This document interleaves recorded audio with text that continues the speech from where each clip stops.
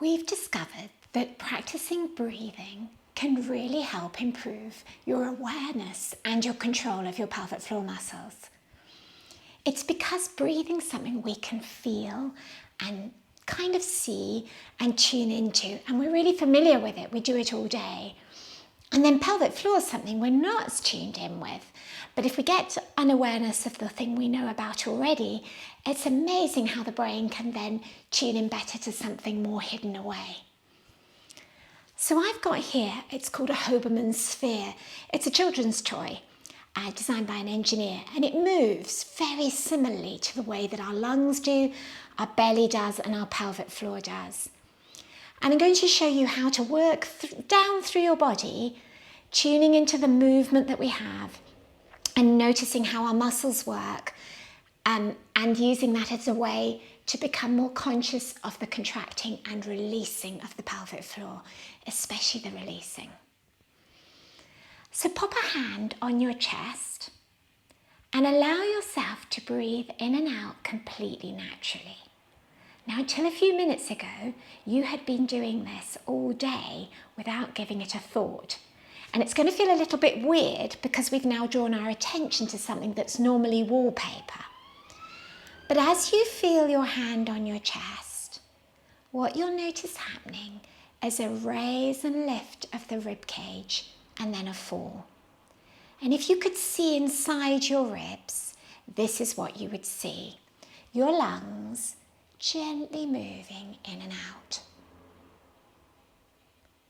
Now, what's even more clever is that they do this in a medium position, but if you wanted to, you could take a really deep breath in and look, your lungs would get bigger, and then you could blow that air out like you're blowing out a candle, and your lungs would shrink down, but then you would revert back to this everyday breathing pattern.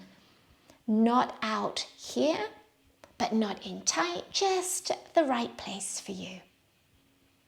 So feel that again. Let yourself breathe in really deep on purpose. Feel what your lungs could do. Now blow that air away. Feel how shrunken they could go.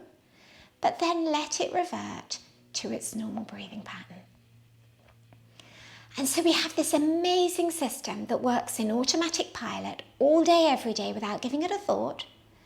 But you can take control of the system and go bigger or go smaller. Or even do something really fancy. You could do 3 blows out in a row. You could go like that. If you were really clever, you could yodel or you could wolf whistle, which requires breathing and controlling it and adding on layers as you go.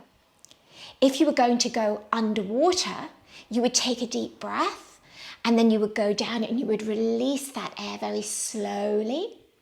If you wanted to blow out a fire, you would take a deep breath and you would really quickly. That's incredible. And yet when you're not doing anything on purpose, you just go back to gently breathing in and out. Now that's what our lungs are up to. But do you see how the bottom of the lungs down here is going to cause movement down into the belly? So if you drop your hand onto your belly, and think about what happens to your belly as you breathe all day. And you've probably never noticed that your belly moves. Now this is really quite subtle. So sometimes it helps to take a deep breath, feel the belly bulge up a bit, and then let it out. Feel the belly shrink a bit, and then come back to your everyday breathing. And I like the concept of a frog and what we call belly breathing. So imagine you're a little cartoon frog and you're keeping really still on your lily pad, spotting for a fly going by, and your eyes are alert, and maybe your tongue is ready to go like that. But other than that, you're completely still. Except the giveaway is that your big frog belly is going bloop, bloop, like that. So channel your inner frog and notice that we breathe in our lungs, but we also breathe right down into our bellies. Now take this one step further. Notice the bottom of this Hoberman Sphere now. As you breathe in, the bottom drops low and stretches out. And as you breathe out, it gathers in and it's moving. Now that bottom of this sphere is your pelvic floor muscles under here. And as you're breathing in your belly, you may not be able to feel this, but your pelvic floor is moving. If you close your eyes and you really concentrate, you should be able to feel just ever so gently some give out into the perineum, the pelvic area, and some tightening back up. But not tightening like traditional pelvic floor exercises, just a movement of your muscles. And all this movement is really good stuff because it means that your pelvic floor is always in standby mode, ready for whatever's going to happen next. There's blood continually flowing in and out, bringing oxygen, taking carbon dioxide away, bringing nutrients, taking waste away. And that blood flow nourishes the nerves and all the tissues and keeps everything soft and pliable and ready for action. Now, if you can't feel things so well sitting up, another option is to kneel. And if you get cramp in your feet easily, pop a yoga cushion or an ordinary sofa cushion behind you. And some people can feel their belly and their pelvic floor better once they're just a little bit lifted out of their waist. I can always feel my pelvic floor better when I'm kneeling. And you may have to deliberately release the pelvic floor to just get that sense of movement. And another position that can be great for practicing this in is lying in what we call crook lie, so with your knees bent, feeling your ribs, and then moving to your belly. Oh, I can feel my belly really well here. And then thinking about your pelvic floor underneath, but now your pelvic floor is moving that way, in and out. Feel that?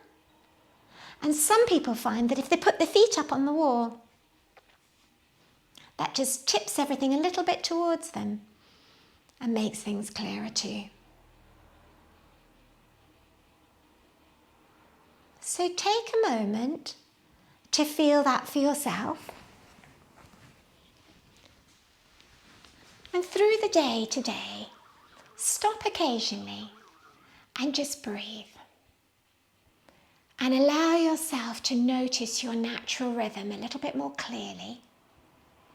And once you've found it in your breath, drop your awareness to your belly and then drop your awareness to your pelvic floor. And become more skilled at recognizing your background pattern. And then in future exercises, we'll look at getting cleverer with what we do from this standby mode. What can we do if we need some really good strength and resistance to, say, a cough or a sneeze or picking up something heavy? Or what do we do if we need a bit of an endurance hold because our bladder's very full and we need to buy ourselves some time? Or because we have to carry a heavy toddler home from the park who won't walk? There are lots of times where we need to be able to go up into more skillful modes, but we can't go up into another mode if we haven't figured out our baseline. So I'll leave you with that just gentle rise and fall. Keep that picture in your mind and stop and think about it a couple more times today, and you'll soon be very skilled.